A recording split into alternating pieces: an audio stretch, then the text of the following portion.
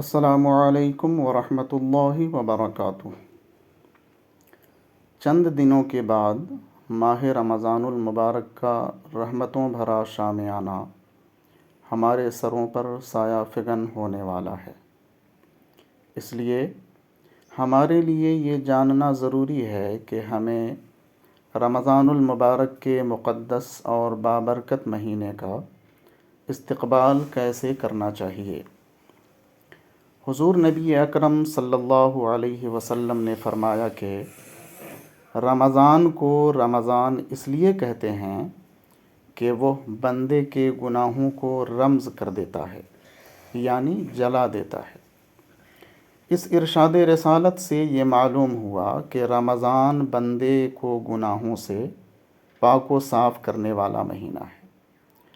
مفتی احمد یار خان نعیمی علیہ رحمہ تفسیر نعیمی کی دوسری جلد میں فرماتے ہیں کہ کعبہ معظمہ مسلمانوں کو اپنے پاس بلا کر عطا کرتا ہے، جبکہ ماہ رمضان اللہ تعالیٰ کا مہمان مہینہ ہے، وہ خود ہمارے پاس آ کر ہمیں فیض دیتا ہے۔ گویا کعبہ معظمہ کنواں ہے اور ماہ رمضان بارش ہے، یعنی جس طرح سیراب ہونے کے لیے کنویں کے پاس جانا پڑتا ہے، اسی طرح سیراب ہونے کے لیے کعبہ معظمہ جانا پڑتا ہے۔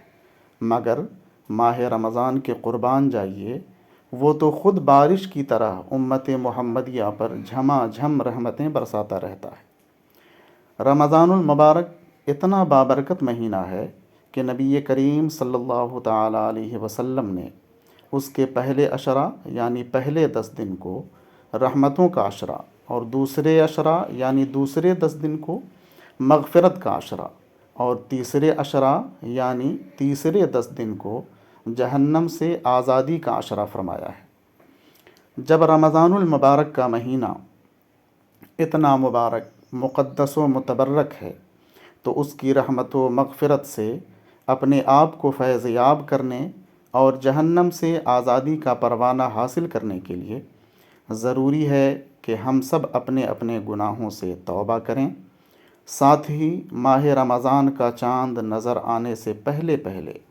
اپنے آپ کو روزے، تراویح اور ہر طرح کی نیکی اور بھلائی کے لیے مکمل طور پر تیار کر لیں، تاکہ پورے رمضان اللہ تبارک و تعالیٰ کی رحمتوں کی موسلادھار بارشوں سے اچھی طرح سیراب ہو سکیں۔ اللہ تعالیٰ ہم لوگوں کو سچی توبہ اور زیادہ سے زیادہ اچھے اعمال کرنے کی توفیق عطا فرمائے۔ آمین ثم آمین بجاہ النبی الامین صلی اللہ تعالیٰ علیہ وسلم۔ خدا حافظ۔